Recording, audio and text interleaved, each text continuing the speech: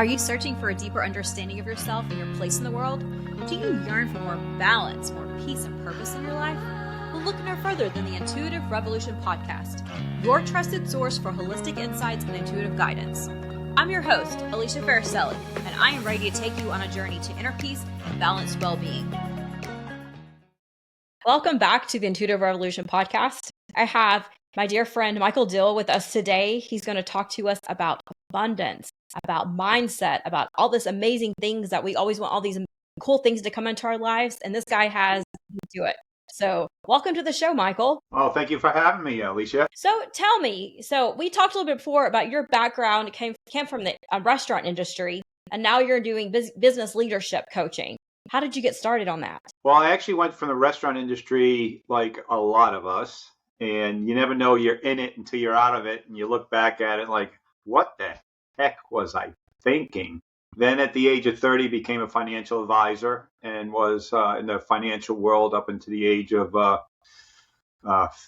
54. I was an advisor for close to 20 years and a consultant for 6. And the consulting place I had, I was consulting for a company out of Pennsylvania, and I was the furthest away, obviously, and being here in Florida.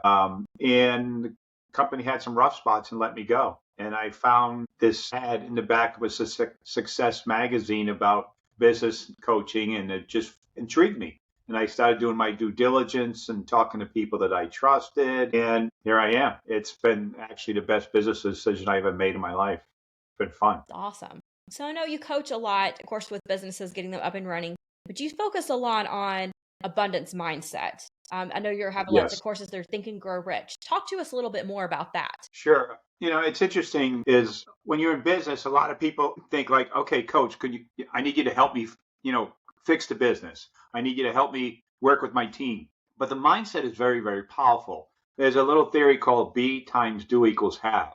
Have is what we want, and whatever that is on people's list. It could be material things for a leader of an organization. It could be more empowered team, could be successful business, could be thriving profits, whatever it may be.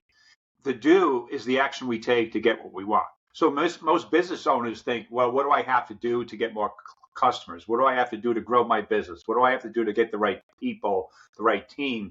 But they don't ask, well, who do I need to be as a leader of people to create a brand, to create a culture, to create an environment to attract the right people? Now that question, who do I need to be? That provides, well, now I'm going to have to personally grow. I'm going to have to get better. And that takes a lot more work. So I think a lot of people just totally underestimate the B part of the equation, and they just go to the do. That's such an interesting concept because we're taught to, especially in society, to do more, do more, do more, do more, do more. If you want results, you have to do, which is true to a certain extent. We do have to do some things, but it's aligned actions which comes from learning to be who we authentically and truly are in ourselves. Yeah, it's interesting. If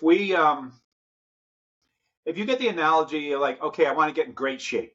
I think we could all wrap our heads around what needs to take place. Okay, I need to eat better. I need to drink plenty of water. I need to do weights or cardiovascular or go to the gym, whatever it may be. Now, whether we make the choice to do that or not is a different situation. But I think everybody can grasp the fact that if I want to get in better shape, there's going to take a certain amount of discipline to get in better shape. But I really don't think people have grasped the thought process that if I want to be in great shape mentally, to be more decisive, to be more focused on what serves me, to not chase the shiny objects, to not let adversity take me down, that is a whole new discipline that we have to discipline our mind on a daily basis to get it in shape to handle that. But I really don't think people have grasped that thought process. No, I don't think they have. I think they're like, well, how can I change my marketing? How can I do this? How can I do this? How can I do that? But it really lies within the fundamentals of our mindset. And so if we don't have a good mindset going amongst these things and we don't really believe that we can do it, guess what's going to happen? We're not going to be able to do it. That's right. Yeah. So tell us a little bit about, so I know that because I know Michael, like we have conversations before, is you'll be sitting somewhere and you're going to say, this is going to happen. And it automatically happens. So a lot of people I'm sure come to you and like, what's the secret sauce for manifesting that in?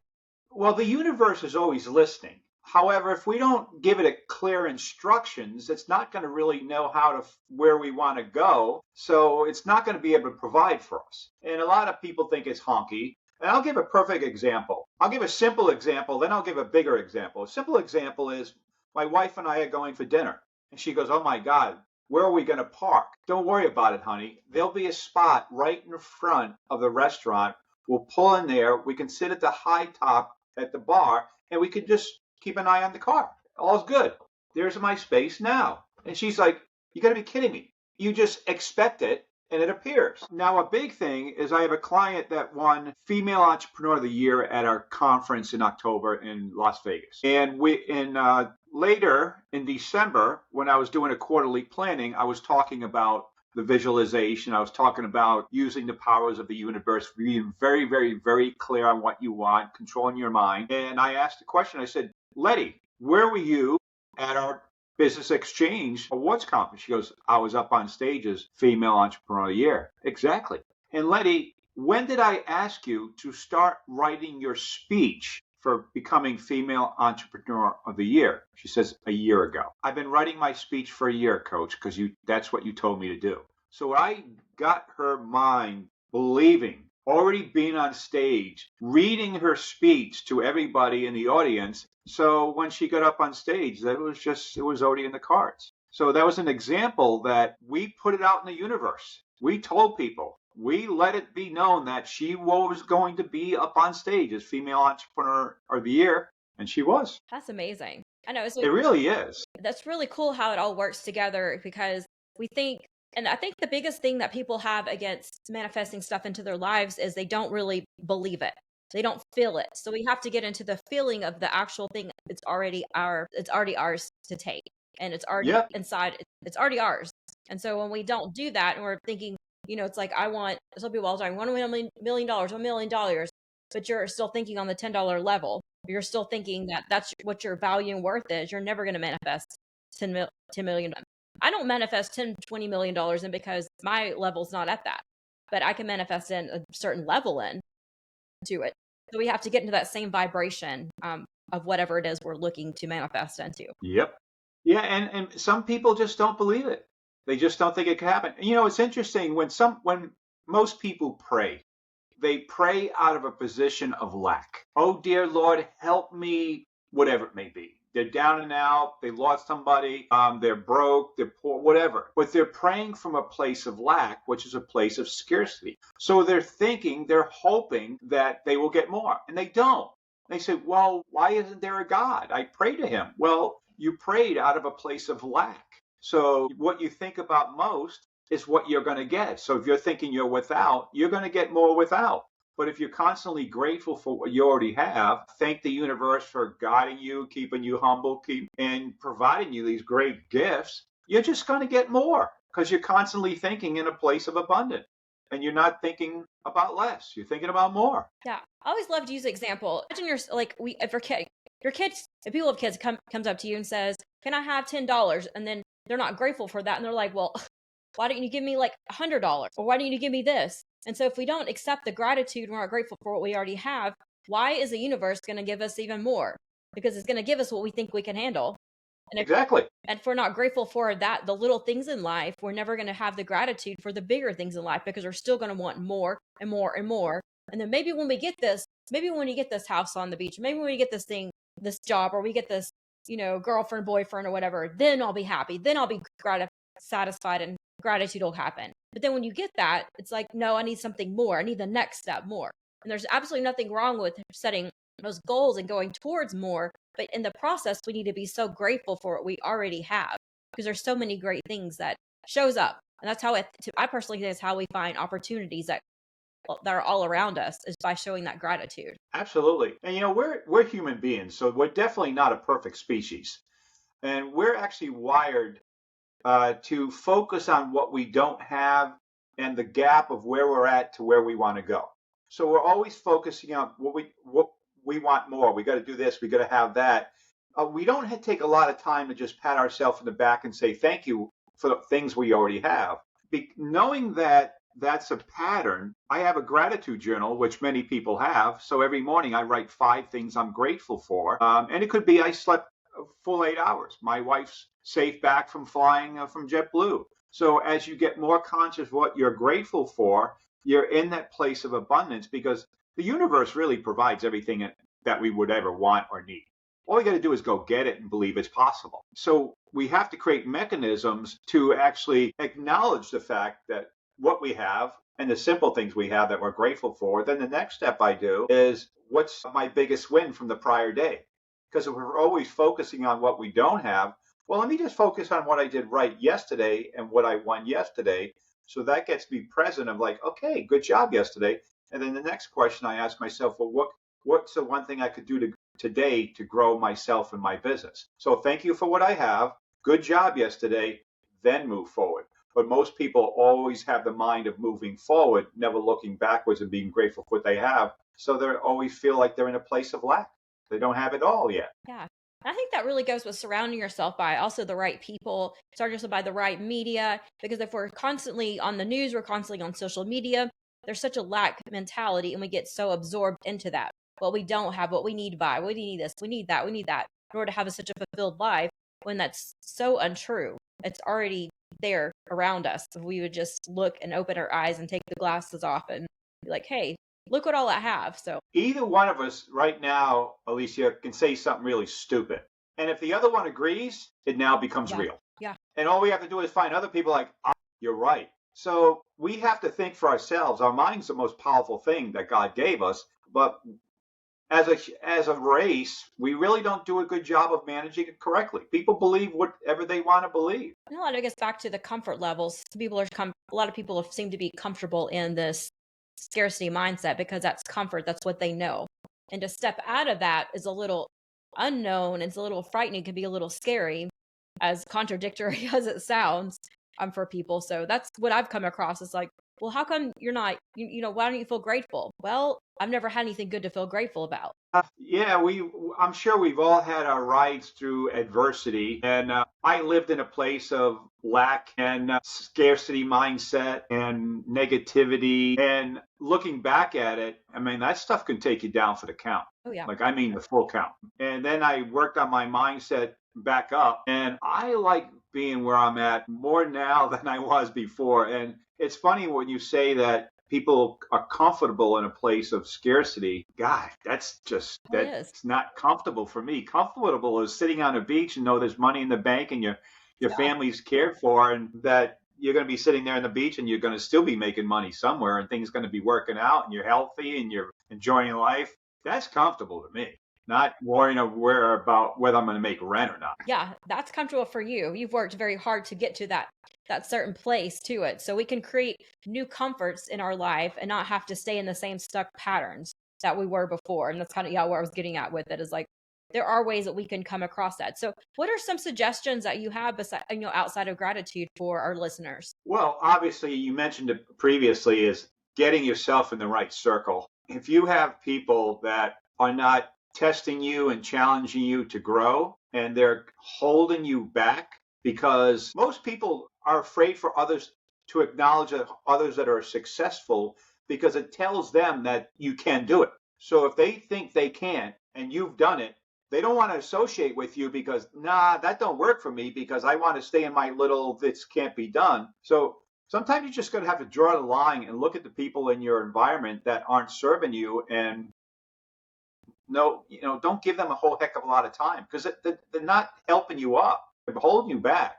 And, I've met you through your husband through a great organization called Go Abundance. And my wife went to the first conference in the fall, and she assumed, because I was in the financial world before, a lot of people with money in the financial world have egos and so on and so forth. Right. She goes, oh my God, there's going to be a bunch of prima donnas and there's going to be a bunch of egos. And she was blown away that all these folks that worked really hard, have money in the bank, are successful, still striving for greatness, were so well balanced with their family and their spouses and their health and all the different aspects that we hope to achieve to be fully balanced. She was totally blown away. So, and I think a lot of people would not think that there's a bunch of folks there's a lot of people out there that worked hard to achieve a lot of things, but if you met them, you'd be like, oh my God, you're like, they say, you're like a regular person. Yeah.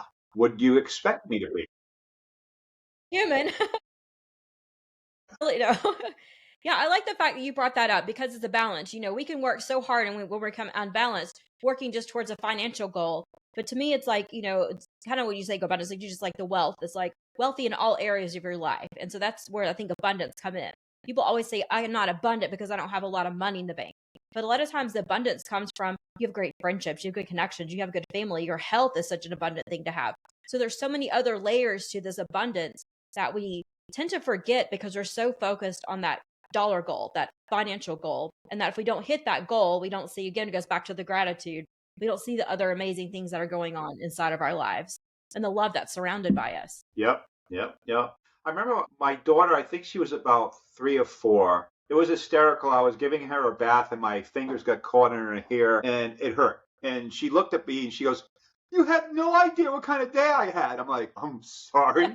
Were they like SpongeBob was canceled or something? Or Bonnie wasn't? I'm like, what the heck?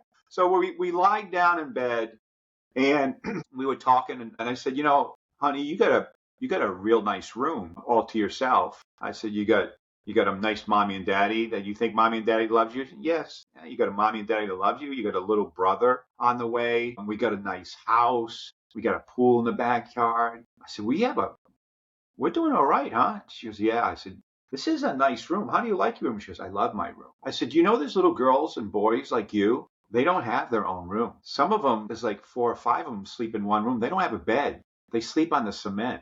Some don't have shoes. And, some of them don't have mommies or daddies. So and then I kept making examples. She goes, could we do anything to help them? Oh, I said, yeah, we can.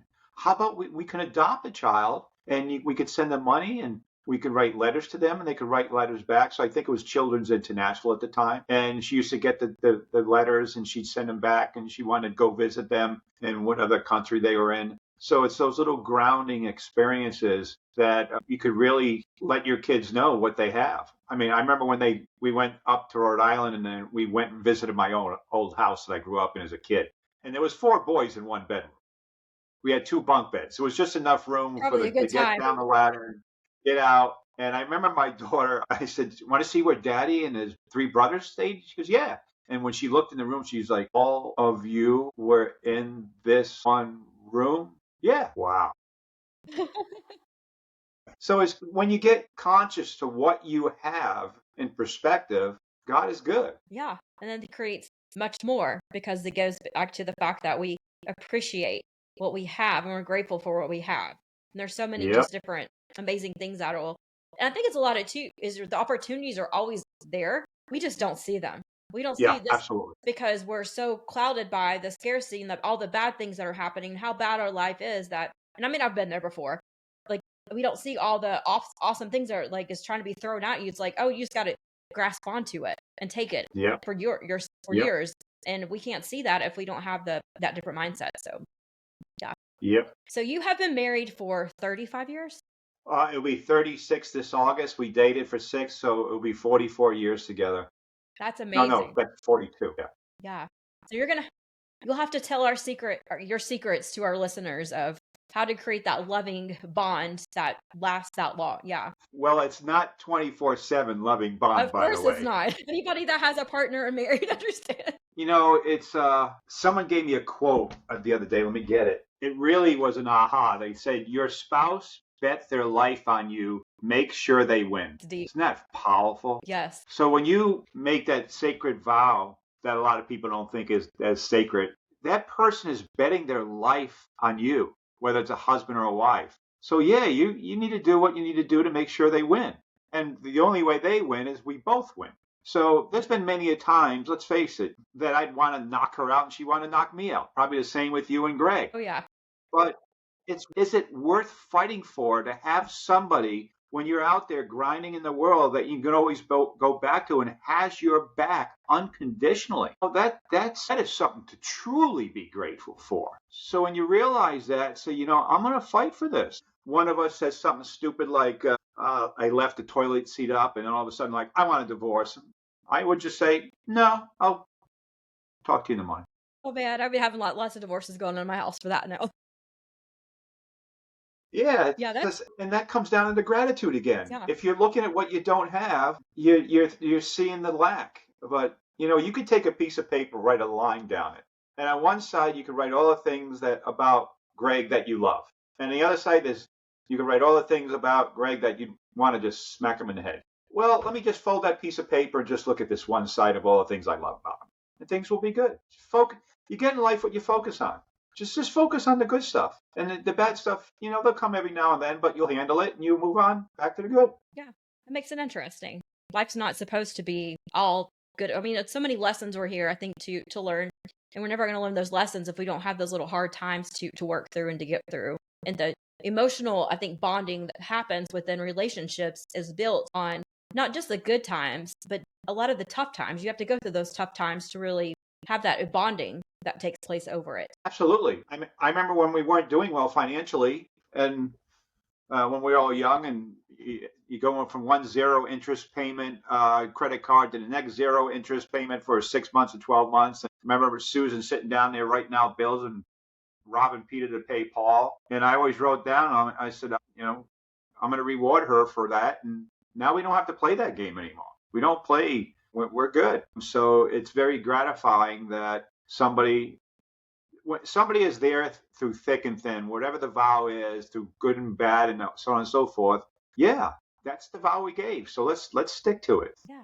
So switching kind of gears here, tell us some more about the Think and Grow Rich course that you do kind of continuously. Sure. It happened by accident. I read the book numerous times, and I had a coach about 9 years ago just asked me, he said, "Hey, Michael, you ever read Think and Grow Rich?" I'm like, "Of course I had." She goes, "Great. How many times you read it?" I'm like, "I don't know, a dozen times. My book's falling apart. I used to listen to the cassettes in my car." She goes, "Great. So did you read the book the way the book was supposed to be read?" Heather, I have no idea how to answer that question, so I guess it's no. She goes, "Well, one of the principles in the book is masterminding. And masterminding is where two or more people are in harmony in the same conversation directed towards the same outcome. And only then will they reach infinite intelligence. And that's where all the answers are. So how did you possibly apply the principle of masterminding if you read the book by yourself?" I'm like, "All right, touche, got me on that one." She goes, "Great. So you read the book a dozen times. What's the secret?" What? She goes, "The secret." She goes, "Did you read the preface?" "Yeah." "Every time?" "Yeah." She goes, "Well, I invite you to go back and take the preface and just highlight how many times it says the secret." Alicia, it says it 23 times. So listen, knucklehead, I'm letting you know in advance that there's a secret coming, and you're going to read the book a dozen times, and so make sure you pay attention and get it. I missed it on both counts. I just couldn't believe that I read a book numerous times, listened to the cassettes over and over, and I couldn't answer two simple questions. And she asked me, she goes, "You did read the book, didn't you?" I'm like, "I thought I did. I don't know I don't even know what to think anymore." So I read it with a group the way it was supposed to be read, and it absolutely positively blew my mind how much content I left on the table. I missed 90%. And when I finished the course, they said, "Well, how was it?" I said, "Oh my God, it was mind blowing." She goes, "What are you going to do?" I said, "I got to teach it." If I miss that much, everybody misses it. So I started doing the course because I knew that Napoleon Hill spent 25 years of his life researching success and failure. He analyzed the most successful people on the planet, and he came up with 13 principles. He spent 25 years of his life. So if all we have to do is read a book, learn, study, master, and apply the principles that he spent 25 years on to be well balanced and abundant and successful, so be it. So I do it every year because I know for a fact that 99% of the people that read the book read it by themselves and left 90% of it on the table and are not applying any of it. That's why I do it. Yeah, I love that. I feel like when we read books, especially that has that much, it's deep information inside of there that we apply what we want to see, we want to pull out of it. And so if we have somebody else who's guiding us through and showing us what to exactly to pull out of this from a different perspective, you're going to get gassed so much more than actually just reading it on your own 12 times, obviously. And being selfish, I get a lot out of it too. Yeah. Because all of the different perspectives, everyone's reading the same stuff, but everyone looks at different things pop in. And every once in a while, I'm like, that's good. Yeah. Okay. Yeah. That's what a mastermind is. Minds Yep. together. Yeah. Yep. So tell us, Michael, if people want to work with you, they want to learn more information about your Think and Grow Rich class, what's the best way for them to reach out to you? Well, my website is businesscoachmichaeldill.com. Okay. Is it Business Coach Michael Dill or Michael Dill? Yeah. Businesscoachmichaeldill.com. Okay. Go on my website. I have a YouTube channel, Monday Morning with Coach Michael. I think there's over 500 videos. My numbers, I wrote a book called Knock It Out of the Park Leadership on Amazon. So if you want to find me, you'll be able to find me. And I think that's like in anything in life, in business. If you know what you're looking for, you will be able to find it. Yeah. It'll show up one way or the other. Yes, I'm a testament absolutely. for that times. And obviously all the links will be in the show notes as well too for our listeners. So any final thoughts, any final words you want to leave our listeners? Believe in yourself. Somebody said this a long time ago to me. See, you have to love yourself first before you love anybody else. And you have to be comfortable with who you are. And I know for a fact that not everybody out there is going to say, I like that guy. But I'm not losing any sleep over it. You have to know that the way you show up, you're going to attract the people that show up in that manner. We cannot please everybody in this world. That's an impossibility. So just please yourself. The right people will show up. You'll attract your tribe and things will work out. Yes, I love that. Awesome. Well, thank you, Michael, for joining us today. Thank you for sharing all your knowledge and congratulations on almost 36 years of marriage. That's fantastic. His wife is amazing, by the way. I've met her as well. So they're such an amazing couple. So thank you for everything that you're doing to help humanity and help the world and make it a better place. And thank you for the opportunity to be on your podcast today. It's been a pleasure.